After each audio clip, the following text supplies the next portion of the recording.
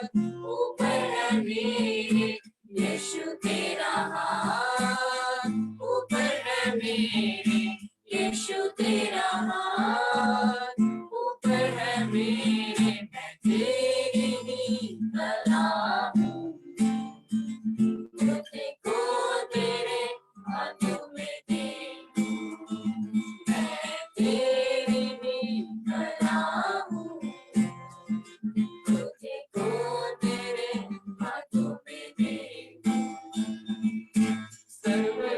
सर्वशक्तिमान तू ही है, सबको संभालता भी तू है, सर्वशक्तिमान तू ही है, सबको संभालता भी तू है, तेरी आराधना मैं करूं, तेरी आराधना मैं करूं, तेरी आराधना मैं करूं, तेरी आराधना मैं करूं।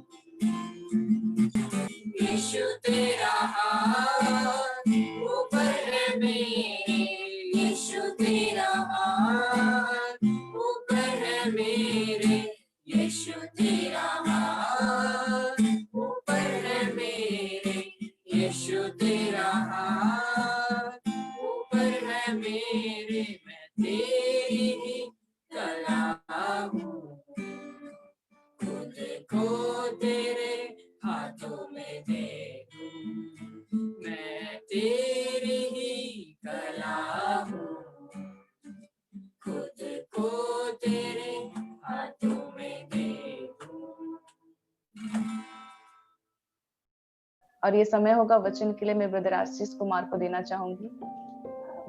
थैंक यू सिस्टर, जो भी आपने तारीफ किया, आप लोगों ने आपका सपोर्ट, सारा आदर, सारी महिमा प्रभु यीशु को मिले। और मैं दुआ करूंगा कि यूथ टीम सिर्फ छत्तीसगढ़ के लिए नहीं, लेकिन पूरे भारत देश के लिए और विश्व के लिए आशीष का कारण हो। हालेलुया। जितने यूथ देख रहे हैं आप सब, तो परमेश्वर के जीवन में, परमेश्वर के पास आपके लाइफ के लिए एक अच्छी योजना है, इसलिए लगातार प्रभु में बढ़ते रहे।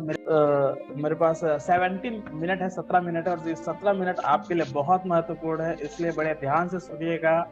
आज का वचन डिसाइड करेगा, या आज के वचन के द्वारा आप डिसाइड करेंगे कि आप परमेश्वर के भेड़ हैं या परमेश्वर या यीशु मसीह की भेड़ें हैं, कि यीशु मसीह के पीछे चलने वाली भीड़ है। हालेलुया। आज का ये वचन आपके लिए डिसाइड करेगा। मैं बात करूंगा उस दिन की, और उस दिन ऐसा एक वाकया हुआ, बाइबल के वचन से बता रहा हूँ, क्योंकि बाइबल वचन कहता है कि हमारा जो यीशु मसीह, हमारा जो परमेश्वर है, वो आदि है, वो अंत भी है, वो अल्फा है, वो ओमेगा है, वो ही पास्ट है, वो ही प्रेजेंट है, वो ही फ्यूचर है। और जो बातें वो बोलता है वो तीनों कालों में सीखने के लिए, उपदेश देने के लिए और सुधारने के लिए हमारे लिए उचित है। हालेलुया। उसका वचन क्या कहता है? कुछ के पुस्तक उसका 4 अध्याय उसका 35 पद मैं आपके लिए पढ़ता हूँ, वहां पे बड़े ध्यान से पढ़िएगा। वहां से ऐसा लिखा है, उसी दिन जब सांझ हुई तो उसके चेलों ने उससे कहा, आओ, ने उससे अपने चेलों से कहा कि आओ हम पार चले। हालेलुया। जब वो सेवा कर चुके, एक जगह में दृष्टांत को बता चुके, प्रचार कर चुके, उसके बाद उन्होंने अपने चेलों से कहा कि नाव निकालो, हमको दूसरे पार जाना है। मैं बताऊंगा, सबसे आखिर में मैं आपको बताऊंगा कि वो कहाँ जा रहा था, वो क्यों जा रहा था। लेकिन उससे पहले मैं उस दिन की बात कर रहा हूँ जिस दिन एक घटना घटी, और वहां पे 2 किस्म के लोग हुए। इस घटना से मैं आपको उत्साहित करना चाह रहा हूँ, आपको एक चैलेंजिंग मैसेज देना चाह रहा हूँ कि इस मैसेज को सुनने के बाद आप अपने आप को एक ऐसा चैलेंज दें कि सोचें, डिसाइड करें कि क्या मैं भेड़ हूँ या मैं भीड़ हूँ, क्या मैं यीशु मसीह का चेला हूँ, डिसाइपल हूँ, कि मैं भीड़ हूँ, भीड़ का हिस्सा हूँ। हालेलुया। आप सब जानते हैं यीशु मसीह के पीछे भीड़, बहुत सारे भीड़ आते थे, लेकिन उसके साथ जो लोग थे, उसके 12 लोग थे, और 12 लोगों में से एक व्यक्ति और कम हो गया। बाद में भले यीशु मसीह ने एक और चेलों को रखा, लेकिन मैं आपको बताना चाहता हूँ, मेरे आज डिसाइड करने का समय है। और मेनली जिस चीज में बताना चाह रहा हूँ, एक जवान जो लड़का लड़की, जवान भाई या बहन है, वो अपने जीवन का फोकस सेट करे, बिना फोकस के। क्योंकि ऐसा क्या होता है, जवान के आत्मा प्राण देह में बहुत एनर्जी होती है, बहुत ताकत होती है। एक जवान घोड़ा वो तो कहीं भी दौड़ सकता है, कैसे भी स्थिति में दौड़ सकता है, लेकिन अगर उसके पास सही दिशा नहीं है दौड़ने के लिए तो वो हमेशा गिरेगा और उसका सारा परिश्रम व्यर्थ होगा। आज आपका और मेरा समय है, हालेलुया।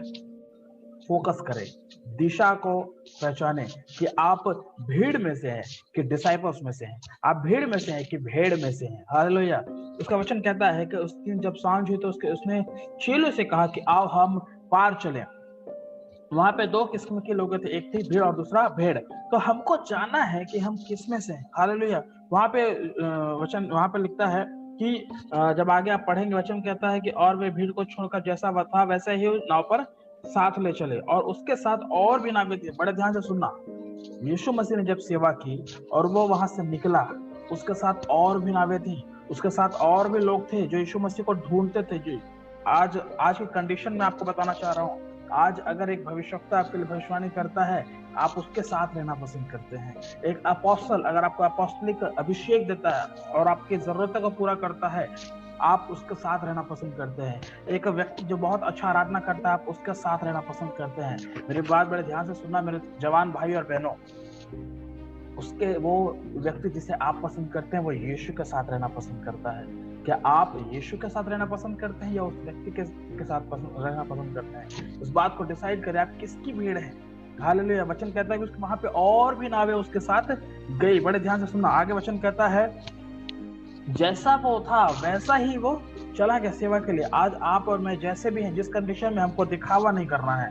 आपके अंदर जैसे आप हैं वैसे ही परमेश्वर के पास जाएं। और वचन कहता है कि और भी नावें उसके साथ चले गए। वहां पे वचन कहता है 38 पर वह आप पिछले भाग में जाकर गति पर सो रहा था, तब उसने जगा कर कहा, हे गुरु क्या तुझे चिंता नहीं कि हम नष्ट हो जाते। वहां पे क्या होता है, जब और भी नावें साथ गई, एक झील में कभी भी आंधी नहीं आती है। बहुत रेयर है कि वहां पे आंधी और तूफान होता है, हालेलुया। लेकिन वहां पर आंधी और तूफान हुआ। लेकिन वहां पे क्या हुआ, यीशु मसीह नाव के पीछे तरफ जाकर सो गया। और जैसे ही वो पीछे तरफ जाके सोने लगा, वहां पे बहुत आंधी आई। और आपको मालूम होगा कि यीशु मसीह के चेले थे, मैक्सिमम लोग मछुआरे थे। क्या थे? मछुआरे, मछली पकड़ने वाले लोग थे। वो झील में नहीं, वो समुद्र में रहने वाले लोग थे, झीलों में रहने वाले लोग थे। वो एक्सपीरियंस होल्डर थे। एक बात बड़े ध्यान से सुनना मेरे फ्रेंड, अगर आप यीशु मसीह की भेड़ हैं, आप यीशु का साथ नहीं छोड़ेंगे। कुछ भी होगा आप यीशु के पास आएंगे। वहां पे चेलों ने क्या किया, उन्होंने सबसे पहले अपना बल लगाया। उनको पता था कि अगर नाव में पानी भरता तो क्या करना चाहिए। वो पानी बाल्टी से उठाकर फेंकने लगे, हाथ से उठाकर फेंकने लगे, और जैसा उनको समझ आता था वैसा वो काम करने लगे। लेकिन बाइबल क्या बोलती है, चले क्या बोले, तब उन्होंने आकर जगाया यीशु मसीह को कि प्रभु उठो उठो, यीशु उठो। क्या वहां पे क्या लिखा है, तब उन्होंने जगाकर उससे कहा, हे गुरु क्या तुझे चिंता नहीं कि हम नष्ट हो जाते हैं। तो एक चीज हमेशा ध्यान रखना, आपकी एबिलिटीज, आपकी क्वालिटीज आपको नहीं बचा सकती है। आपका टैलेंट आपको स्वर्ग नहीं ले जा सकता है। जब तक उस पर यीशु का लहू ना हो, तब तक उस पर परमेश्वर का अनुग्रह ना हो। एक समय की बात है, जब मैं गिटार प्ले करता था, बड़े बड़े ऑफर्स मुझको आते थे, स्टेज में बजाने के लिए ऑफर्स आते थे। लेकिन जब मेरी आंख खुली, मैंने पश्चाताप किया और मैंने कहा, प्रभु कि जो मेरा टैलेंट है वो सिर्फ तूने दिया और मैं सिर्फ तेरा इस्तेमाल करूंगा। अगर आपके अंदर टैलेंट है उसे सिर्फ यीशु के लिए इस्तेमाल करें। जिसने उस टैलेंट को दिया उसके लिए इस्तेमाल करें, नहीं तो आप पाप करेंगे और पाप के द्वारा बीमारी और मृत्यु और श्राप आपके जीवन में आएगा। बाइबल बताती है कि वहां पे आंधी आई और वहां पर वो डूब रहे थे। उन्होंने आकर यीशु को उठाया। ध्यान देना, आपके लाइफ में जवानों कभी भी कोई कंडीशंस आती है, परिस्थिति आपसे अगर हैंडल नहीं हो रही है, रिलेशंस अगर आपसे हैंडल नहीं हो रहे हैं, आपकी पढ़ाई आपसे हैंडल नहीं हो रही है, आपका करियर आपसे हैंडल नहीं हो रहा है, यीशु के पास आओ। इससे पहले कि देर हो, शुरुआत से यीशु के पास आओ। वचन कहता, मुझको स्मरण करके सब काम करना, तब मैं तेरे सीधा मार्ग निकालूंगा। ये एक भेड़ की पहचान है जो हमेशा अपने मालिक के पास रहती है, अपने चरवाहे के पास रहती है। क्या आप रहते हैं? अगर आप सिर्फ मांगने के लिए यीशु मसीह के पास आते हैं तो आपकी इच्छा पूरी होगी, लेकिन स्वर्ग राज्य में प्रवेश करना आपका मुश्किल है। लेकिन अगर आप हमेशा यीशु के चेहरे को देखकर आते हैं, आप कभी भी अनब्लेस्ड नहीं रहेंगे, आप हमेशा आशीषित रहेंगे। उसका वचन कहता है, मरकुस 4:37, उसका वचन कहता है, आगे कहता है, तब उसने उठकर आंधी को डांटा। किसको डांटा? आंधी को उसने डांटा। हालेलुया। क्या आज एक और क्वालिटीज में बता रहा हूँ, एक भेड़ की, एक डिसाइपल की, जब उसके लाइफ में कोई भी कंडीशंस आती है, कोई परेशानी आती है, वो डांटने वाला व्यक्ति है। वो भले लोगों से कितना प्यार करता हो, लेकिन वो गलत होते हुए नहीं देखता है, वो गलत होते हुए नहीं सुनता है, वो गलत देखते हुए नहीं सहता, वो बोलता है। आज हम में से बहुत सारे लोग, जवान लोग कॉम्प्रोमाइज का लाइफ जी रहे हैं। हाँ गलत है तो कोई बात नहीं, वो गलत कर रहा है उसका हो जाने का नहीं, या तो आप उसकी संगति से हट जाइए या तो आप उसे समझाइए, उसके लिए प्रार्थना करिए। ये जवान सबसे महत्वपूर्ण चीज है। हालेलुया, बड़े ध्यान से सुनना। वहां पर क्या हुआ, वचन क्या बोलता है, तब उसने आंधी को डांटा। एक डिसाइपल की एक भेड़ की क्वालिटी है कि वो परिस्थिति से बात करता है, वो आंधी को डांटता है। अगर उसे करियर में कोई दिक्कत आ रही है, वो करियर को अपने इश्यू के लहू में कवर करेगा और हर एक परिस्थितियों को डांटेगा। अगर एडल्ट्री उसके लाइफ में आ रही है कि एक जवान या एक भेड़ या एक डिसाइपल्स जो यीशु का चेला है, वो हमेशा लड़ने वाला व्यक्ति होता है। हालेलुया।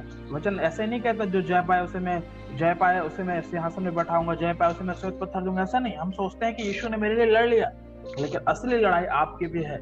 यीशु तो जयवंत हुआ है, तो जय देने में आपकी सहायता करेगा, लेकिन लड़ना आपको भी है। कॉम्प्रोमाइज मत करिए अपनी लाइफ से, पाप से कॉम्प्रोमाइज मत करिए, एडल्ट्री से कॉम्प्रोमाइज मत करिए। किसी भी ऐसी बातें जो परमेश्वर की उपस्थिति के विरोध में है, जो वचन के विरोध में, उससे कॉम्प्रोमाइज मत करिए। या तो वहां से भागिए या तो उससे लड़िए और उस पर जय पाइए। हालेलुया।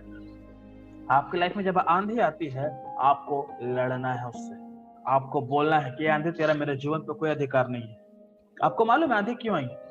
अगर आंधी नहीं आती तो उन चेलों को पता ही नहीं चलता कि यीशु मसीह का अधिकार उस आंधी पर भी है। हालेलुया। अगर आपके लाइफ में आज ऐसी परिस्थितियां हैं जो आंधी की परिस्थितियां हैं, जो तूफान की परिस्थितियां, जो ऐसी परिस्थितियां हैं जो आपके लाइफ को तोड़ कर रख दे रही है, ऐसी परिस्थितियां हैं जो आपके जिंदगी को बदल रही है, ऐसी परिस्थितियां हैं जो आपको तोड़ डाल रही है, आपका भरोसा परमेश्वर पर से उठ रहा है, आपका भरोसा रिलेशन से उठ रहा है, आपका भरोसा मनुष्य के ऊपर से उठ रहा है, तो ऐसे रिलेशन पर यीशु मसीह ये आंधियां इसलिए आ रही है ताकि आप देख पाओ कि ये इन आंधियों पर, इन परिस्थितियों पर परमेश्वर जय देता है। हालेलुया। और वचन कहता है, थैंक यू जीसस, और वचन यहाँ पे क्या कहता है, बड़े ध्यान से सुनना। तब उसने उठकर आंधी को डांटा और वह पानी से कहा, शांत रह, थम जा।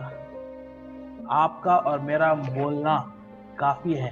हालेलुया। उसका वचन कहता है, और आंधी थम गई और बड़ा चैन हो गया। पहली बात मैंने आपको बताई, अगर आप यीशु मसीह के चेले हैं, आपके अंदर ये क्वालिटीज है कि आप भीड़ को छोड़कर यीशु मसीह के साथ पर्सनली समय देंगे, भीड़ को छोड़कर आगे बढ़ेंगे। दूसरी बात मैंने आपको बताया, अगर आप यीशु के चेले हैं, अगर आप यीशु मसीह से प्रेम करते हैं, अगर आप एक अच्छे भेड़ हैं, एक अच्छे डिसाइपल हैं, तो आप क्या करेंगे, यीशु के संग संग बढ़ेंगे, परिस्थितियों से बात करेंगे। हालेलुया। तीसरी बात मैंने आपको बता रहा हूँ, वहाँ पे वचन में 4:38 में लिखा, यीशु सो रहा था, वो दिखावा नहीं कर रहा था। कई बार हम सोचते हैं कि यीशु मसीह ऐसे दिखावा करके सो रहा था, नहीं, वो व्यक्ति रात भर प्रार्थना करने वाला व्यक्ति था, वो शरीर में था, इसलिए थकान उसकी लाइफ में थी, वो सो रहा था। मेरे प्रियो, क्या यीशु आपकी लाइफ में अभी भी सो रहा है? अगर अभी भी आपकी लाइफ में सो रहा है, आप हमेशा गिर रहे हैं। वो उठकर कहता है, हे अल्प विश्वासी, तुम्हारा विश्वास कहाँ है? यीशु को आपके साथ, ये समय था जब यीशु आराम कर रहा था, लेकिन अब का समय ऐसा है कि आप यीशु के सीने पे सर रख के आराम करने वाले हैं। हालेलुया। इस प्रकाशन को ले लें यीशु के नाम में। और एक उसके बाद जब आप देखेंगे, यीशु मसीह जब उठा, उसने आंधी को शांत कर दिया। उसके बाद मैं आपको एक चीज बताना चाहता हूँ, चमत्कार यूं ही नहीं होता, मिरेकल यूं ही नहीं होता। जब आप यीशु का नाम लेते हैं, परिस्थितियां चमत्कार में बदल जाती हैं। हालेलुया। जब आप यीशु का नाम लेते हैं, तब परिस्थितियां चमत्कार में बदल जाती है। ये है चमत्कार का असली राज्य। लगातार जब आप प्रार्थना में समय देते हैं, लगातार जब आप वचन पढ़ने में समय देते हैं, चमत्कार होना आपका डेली रूटीन होता चला जाता है। इसलिए वचन पढ़े। जवानों, सबसे बड़ी बात, वचन पढ़े, प्रार्थना में जितना समय दे सकते हैं समय दे, और अपने आप को पवित्रता में लेकर चले। जवानों की सबसे बड़ी जहाँ जवान गिरते हैं वो ये है कि वो पवित्रता को मेंटेन नहीं करते हैं, वो होलीनेस को मेंटेन नहीं करते हैं। आज आपका समय है होलीनेस को, पवित्रता में मेंटेन होकर आगे बढ़ते चले जाए। अपने पवित्रता को मेंटेन करें, आपका जो बाड़ा है, जो दायरा है, उसको मेंटेन करें। हालेलुया। आपके बाड़े के अंदर ना आपके माता आ सकते, ना आपके पिता आ सकते हैं। एक बाड़े के अंदर, एक ऐसा बाड़ा जिसके अंदर आपकी फैमिली है, उससे और एक बाड़ा आपके अंदर है, एक क्षेत्र, एक बाउंड्री ऐसे बनाए जिसपे सिर्फ आप और यीशु मसीह, तीसरा कोई नहीं। हालेलुया। जब आप ऐसा करेंगे, मैं आपको बताना चाहता हूँ, आपके इमोशंस को, आपकी कंडीशंस को, आपके जो भी चीजें आपकी जो पर्सनल लाइफ की है, उनको यीशु मसीह सुरक्षित रखेगा। हालेलुया। उसका वचन क्या, उसके बाद कहता है कि जब आंधी आई बड़ी आंधी है, वहां से बड़ा तूफान है, बड़ी आंधी है। ये हमेशा याद रखना, अगर आपके लाइफ में बहुत बड़ी तकलीफ है ना मेरे प्रियो, तो बहुत बड़ी शांति भी आपके लाइफ में आएगी यीशु के नाम में। इतनी डरे नहीं, घबराए नहीं, बस याद रखें, यीशु को उठाएं, यीशु के पास जाएं। और मैं विश्वास करता हूँ यीशु के नाम में, जब उसने कहा है, उस दिन जब हुआ, उस दिन जिस दिन चेले नाव में थे, उस दिन जब यीशु ने कहा बड़ी आंधी को शांत किया, तो आज के दिन भी मेरा यीशु मेरे लाइफ में बड़ी से बड़ी आंधी को शांत करेगा, बड़े से बड़े तूफान को शांत करेगा, बड़े से बड़ी बेरोजगारी को वो यीशु के नाम में हटा देगा। वो सब मेरे हर एक बड़ी से बड़ी असफलताओं को वो सफलता में बदल देगा यीशु के नाम। जब वो उस दिन कर सकता है, वो आज भी कर सकता है, और वो करेगा जब आप यीशु के पास जाएंगे और उसे उठाएंगे। इसलिए भीड़ का हिस्सा मत बने।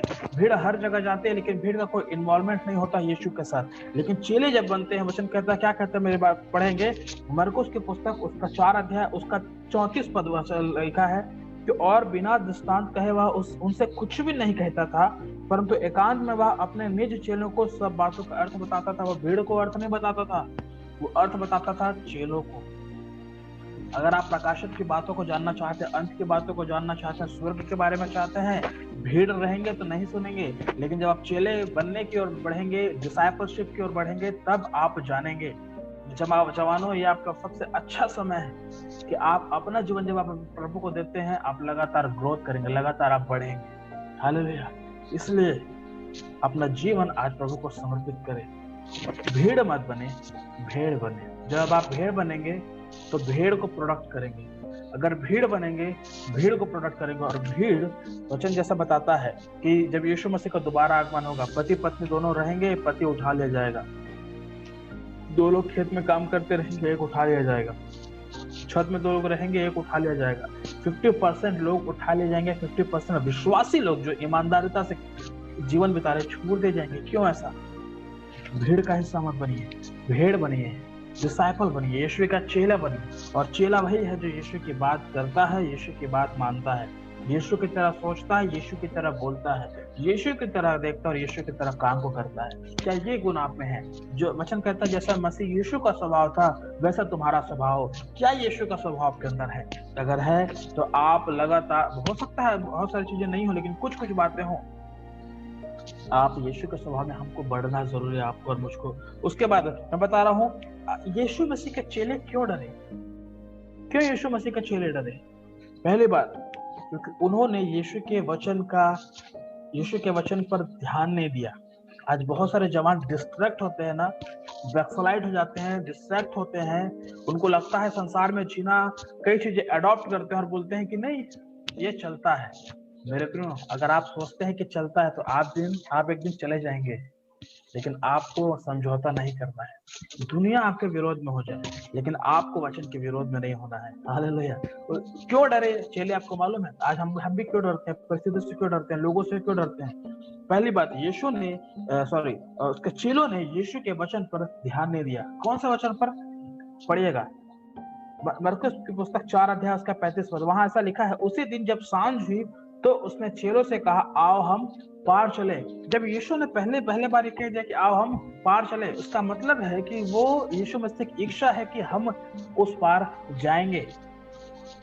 जब यीशु ने आपके विषय में कह दिया कि जो योजना मैंने तेरे लिए बनाई वो तेरी हानि के लिए नहीं है, तेरे लाभ के लिए है, उसके बाद भी हर दिन को लेकर हम रोते हैं, हर दिन की कंडीशंस को देख के हम रोते हैं, हम चिंता करते हैं, हम टेंशन लेते हैं, और उसके चक्कर में हमारा स्वास्थ्य खराब होता है, हमारी जिंदगी खराब होती है, हमारा फ्यूचर खराब होता है, हमारे रिलेशंस खराब होते हैं।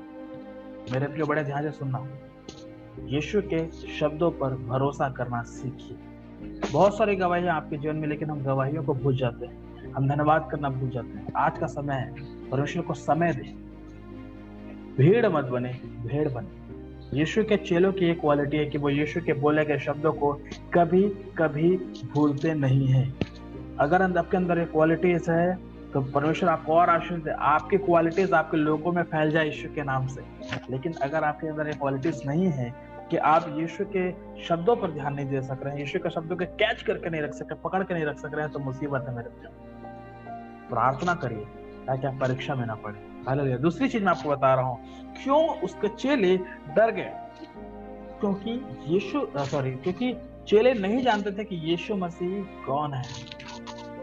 अगर जानते, क्योंकि वचन क्या लिखा है, आप अगर 41 पढ़ेंगे, मरकुस की पुस्तक 4 अध्याय उसका 41 वहां लिखा है कि वे बहुत ही डर गए और आपस में बोले। जब आंधी शांत हो गए, परमेश्वर ने, यीशु मसीह ने कहा कि थम जा, और वहां पर वो लोग डर गए कि अरे ये कौन है। वो खुद बोलते कि तुम क्यों डरते, वो लोग उसके चेले डर गए। वो बोले कि वे बहुत डर गए और आपस में बोले यह कौन है कि आंधी भी उसकी आज्ञा मानती है। बड़े ध्यान से सुनना, चेलों ने यह विश्वास किया कि ये परमेश्वर के सुसमाचार को ला रहा है, ये मसीह हमारे बीच में है। लेकिन यहाँ पर वो डर गए, वो नहीं जान रहे कि ये कौन है। क्या आप जानते हैं कि यीशु मसीह कौन है? मेरे प्रियो, मैं बचपन से लेकर 17 साल की उम्र तक यीशु के बारे में जानता था। जब मुझे खाना चाहिए होता था, प्रभु आप खाना दे रहे हो, प्रभु धन्यवाद, प्रभु मुझको पास करा दो, प्रभु मेरे लिए ये कर दिए, प्रभु मेरे लिए वो कर दो, यीशु के नाम में आमीन, ऐसा करता था। मैं यीशु के बारे में जानता था, सिर्फ मांगता था, एक भिखारी की तरह मांगता था कि प्रभु ये कर दो, प्रभु वो दे दो, प्रभु जॉब दिला दो, प्रभु पढ़ाई करा दो, प्रभु ऐसा कर दो, प्रभु साइकिल दिला दो।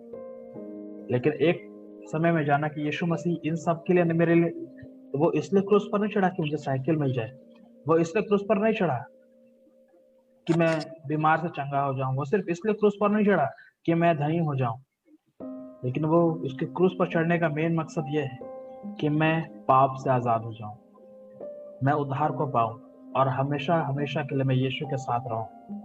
आप क्या सोचकर यीशु मसीह के पास आए?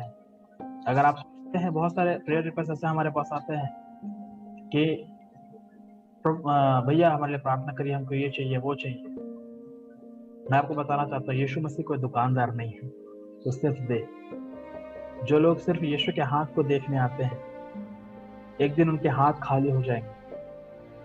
जब यीशु के सारे लोग जब उठा ले जाएंगे बात पर, अनुग्रह उठा ले जाएगा, जब वो कुछ भी मांगेगा उनको नहीं मिलेगा। इवन वचन कहता है जब वो मौत भी मांगेगा उनको नहीं मिलेगा। मेरे प्रियो, आज से यीशु के चेहरे को देखना शुरू करें। जब उसके चेहरे को देखेंगे ना, आपको किसी भी वस्तु की घटी नहीं होगी। कोई आपके पास करोड़ों रुपए भी रख देगा ना, आपको पसंद नहीं आएगा, आप चाहेंगे कि नहीं ये सब मुझको नहीं चाहिए, क्योंकि ये बातें मुझको यीशु से अलग करेंगे। ये विवेक आपका जिंदा हो जाएगा, आप बोलना शुरू करेंगे। कब? जब आप यीशु के चेहरे को देखना शुरू करेंगे।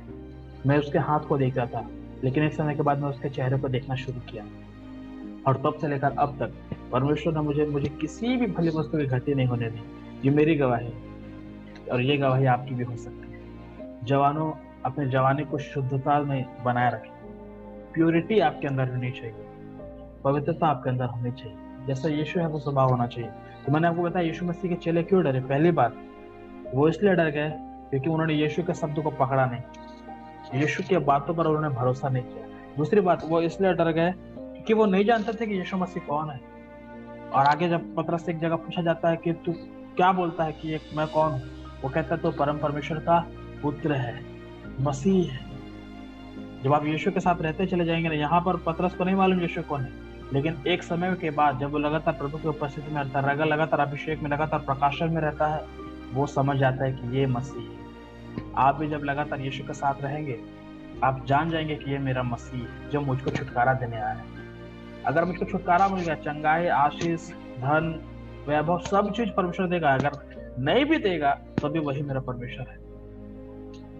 मेरे प्रियो, बहुत सारे लोग बोलते हैं, एक हमारी बहन ने ऐसा मैसेज किया, लिखा कि यीशु जब आ जाता तो कोई भी परेशानी हमारे लाइफ में नहीं रहती। मैंने उनको बोला यीशु मसीह रहती तो सब, यीशु मसीह मेरे साथ है तो सबसे ज्यादा परेशानी मेरे साथ होती। लेकिन मैंने उसको बताया कि जितने परेशानियां मेरे साथ रहेगी ना, उतना मैं जय पाता भी चला जाऊंगा। हालेलुया। क्योंकि ये सामर्थ्य यीशु मसीह में, संसार में है। वचन कहता है दिन बुरे हैं, संसार में तुमको हानि होगी, दुख होगा, लेकिन जब मसीह में दुख होगा, मसीह में रहते हुए तुमको दुख होगा, तो उससे कहीं अधिक तुम्हारा आनंद होगा। हालेलुया। इसलिए कभी भी जब हम मसीह के साथ परेशानियां आ रही, आने दो, वो परेशानियां आनंद को उत्पन्न करेंगी, वो दुख आनंद को उत्पन्न करेगा। कोई भी कंडीशन जो यीशु से मुझको अलग करने आ रहे हैं ना, उस पर भी यीशु विजय दिलाएगा, और यीशु और मैं फेविकोल के जोड़ से और चिपकते चले जाएंगे। हालेलुया। ये हमारा परमेश्वर है। इसके बाद तीसरी चीज जिसके कारण चेले डर गए थे, सबसे महत्वपूर्ण पॉइंट, बड़े ध्यान से सुनना, वो भूल गए थे कि यीशु मसीह उनके साथ है। जब आंधी आई, तूफान आया, वो लोग क्या किए? अपना परिश्रम निकालने लगे, अपनी प्रोफेशनैलिटी को उन लोग बाहर लाने लगे। वो लोग, भाई मैं मछुआ रहा हूँ, मेरे से ज्यादा तू जानेगा क्या? ये वाली बात उनके अंदर होगा, और वो लगातार अपने काम को करते गए। लेकिन क्या हुआ? यीशु के पैर पकड़ के वो लोग रोने लगे। वचन क्या लिखा है वहां पे 38 में, पिछले भाग में जाकर सो रहा था, तब उससे जगा कर कहा, हे गुरु, क्या तुझे चिंता नहीं कि हम लोग नाश हो रहे हैं? दोष किस पर लगा रहे हैं हम लोग? यीशु मसीह पर। यीशु मसीह कोई गलती कर रहा था क्या सोकर? लेकिन वो लोग यीशु पर दोष लगा रहे थे। वो नहीं जान रहे थे कि वो भूल गए थे। मुझे नहीं मालूम, वो नहीं जान रहे थे कि वो भूल गए थे कि यीशु उसके साथ है। आज आपकी स्थिति और मेरी स्थिति में क्या यही डिफरेंस है? क्या आप भूल गए हो कि यीशु आपके साथ है? कैसे भी कंडीशन हो, भूलिए मत यीशु आपके साथ है। सीना चौड़ा करके परिस्थिति को आगे बढ़ो, यीशु मेरे साथ है, यीशु मेरे अंदर है और वो मेरा सब कुछ है। मैं जहां जाऊंगा, यीशु जहां जाएगा, वहां पर द्वार खोलेंगे यीशु के नाम में। समय लग सकता है, एक दिन में नहीं होगा, मैं मान सकता हूँ, लेकिन एक दिन जरूर होगा। ये यीशु विश्वास दिलाता है। हालेलुया। इसलिए जवानों, हर एक बात पर कभी भी उम्मीद मत छोड़े, कभी भी किसी भी तकलीफ में उम्मीद मत छोड़िए, परमेश्वर आपकी सहायता करेगा। उसके बाद आखिरी बात मैं बता रहा हूँ। पहली बात मैंने आपको बताया कि भीड़ मत बने, भीड़ का हिस्सा मत बनिए, भेड़ बनिए, ठीक है। उसके बाद मैंने बताया कि चेलों का एटीट्यूड कैसा होना, चेलों का व्यवहार कैसा होना चाहिए, सारी चीजें। उसके बाद क्यों चेले डर गए, ये सारी क्वालिटी अगर आप नोट कर रहे हैं बहुत अच्छी बात है, अगर रिकॉर्ड हो रहा है बहुत अच्छी बात है, आप बढ़िया सुनेंगे। और उसके बाद आखिरी चीज, यीशु मसीह क्यों उस पार गया, आपको मालूम है? क्या जरूरत है नाव पर चलने के लिए? अगर आप याद रखना, जब यीशु मसीह के साथ और भी नावें गई थी, ऐसा वचन कहता है, और वो वहां तक नहीं पहुंची जहां तक यीशु पहुंचा। मेरे प्रियो, बड़े ध्यान से सुनना, अगर आप भी भीड़ का हिस्सा है, आप यीशु जहां तक पहुंच रहे वहां नहीं पहुंच पाओगे। कई नावें डूब गई, कई नावें आंधी को देखकर वापस हो गई, और कई नावों का पता नहीं क्या हुआ। आपका लाइफ डिपेंड करता है कि आप भीड़ का हिस्सा है कि भेड़ का हिस्सा है। हालेलुया। भेड़ बनकर रहेंगे, यीशु के साथ रहेंगे। भीड़ बनकर रहेंगे, जहां आपके जरूरत की चीजें हैं आपको मिलेंगी, आप वहां रहेंगे। और आपकी जरूरत आपको स्वर्ग नहीं पहुंचा सकती, लेकिन यीशु की जरूरत आपको स्वर्ग पहुंचा सकती है। आमीन। मरकुस 5:5 वचन कहता है, वे झील के पार गेरासेनियों के देश में पहुंचे। जब वो नाव पर से उतरा, एक नाव वहां पहुंची, नाव पर से उतरा तो तुरंत मनुष्य जिसमें अशुद्ध आत्मा थी कब्रों से निकलकर उससे मिला। वो सिर्फ एक व्यक्ति के लिए, जिसके अंदर 6000 दुष्ट आत्माएं थी, उससे मिलने के लिए गया। हालेलुया। ये सारा किस्सा उस दिन जो हुआ वो आज आपके लिए सीखने का कारण है कि चेला बने, भीड़ मत बनिए, भीड़ मत बने। हालेलुया। इसलिए अपना विश्वास प्रभु पर रखें, उसके शब्दों को पकड़े रहें। ये एक भेड़ की क्वालिटी है। अगर एक चरवाहा दूर से आवाज देता है, उसकी भेड़ उसके पास आ जाती है, भेड़ उसका शब्द पहचानती है। हालेलुया। आपको जानना है कि यीशु मसीह है कौन। हम सिर्फ सोचते हैं यीशु मसीह सिर्फ देने वाला है, देते रहेगा। नहीं, एक दिन वो हिसाब भी लेगा आपसे कि जितना उसने दिया है क्या आपने उतना किया है। तीसरी चीज, आपको भूलना नहीं है कि यीशु मेरे लाइफ में है, यीशु मेरे लाइफ का है। आपके लाइफ का हिस्सा यीशु मसीह नहीं है, आपका जीवन ही यीशु मसीह है। हालेलुया। आप उसके जीवन का हिस्सा है। हालेलुया। तो परमेश्वर वचन को थोड़ा आशीष दे। मैं रायपुर प्रेयर टावर का बहुत बहुत धन्यवाद करता हूँ, पूरे यूटर्न टीम का मैं धन्यवाद करता हूँ, विशेष ब्रदर नेहमिया और यूटर्न टीम का मैं धन्यवाद करता हूँ। परमेश्वर आपके हर एक एफर्ट को आशीष दे। सारा आदर महिमा प्रभु को मिले, यीशु के नाम में, आमीन। Thank you.